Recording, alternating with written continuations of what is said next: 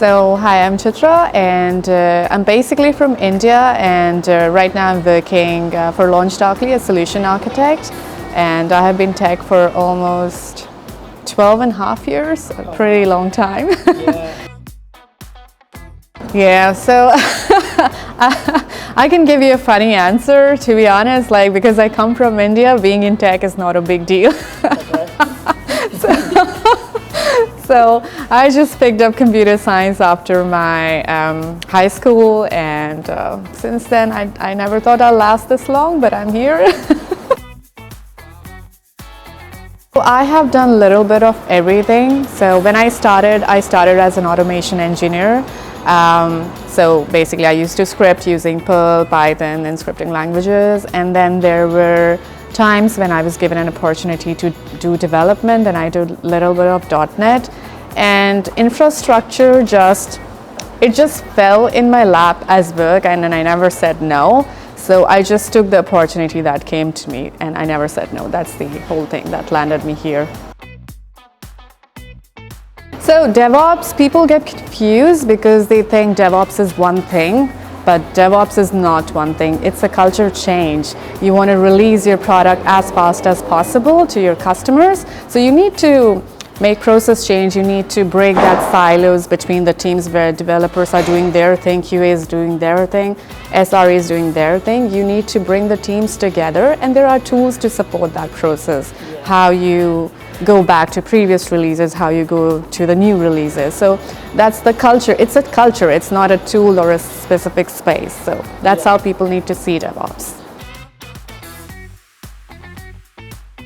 Yeah, so the major idea behind company to be successful, that their features are released quickly, also making sure that you don't have bugs or bad experience for the customers, because that's where you will lose customers. So if you're using DevOps tool and you're breaking that silos between the teams, the process of reaching that goal is faster, because you're working together, you know which team is doing what, you know how to roll back your changes if something goes wrong. And as I mentioned, I work with Darkly, and we basically enable that. And there are many tools like that, not just one, which helps you achieve that. So the first thing is thinking small. They're not thinking small, but taking small steps into achieving bigger things. So we have this culture of software wherein people think from a waterfall point of view, wherein they want to push big changes into the release process. You need to break that process into smaller chunks and then achieve smaller things one at a time, rather than try to achieve major things at one time. So yeah, that's what I would suggest. So I think I look for a problem-solving mindset rather than knowing 10 different tools, 10 different languages.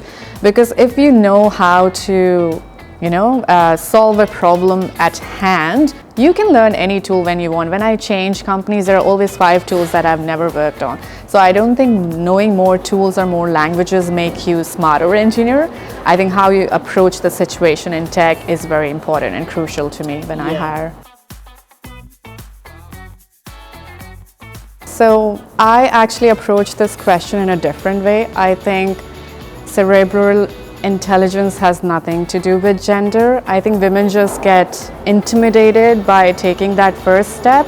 And I know because there has been generational thing or whatever, but I have never considered myself a female engineer. I just considered myself as an engineer.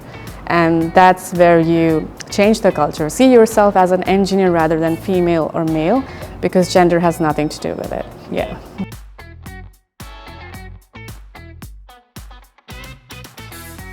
One of the tips is, I like to see my team as a family, so I don't keep the conversation just relevant to work. I also ask about how they are doing in personal life, and if we can help them somewhere to ease out some of the challenges they're facing. So I think this is one of the things where you show care towards your subordinates or your teammates rather than just keeping it work specific, and that motivates them to, work well.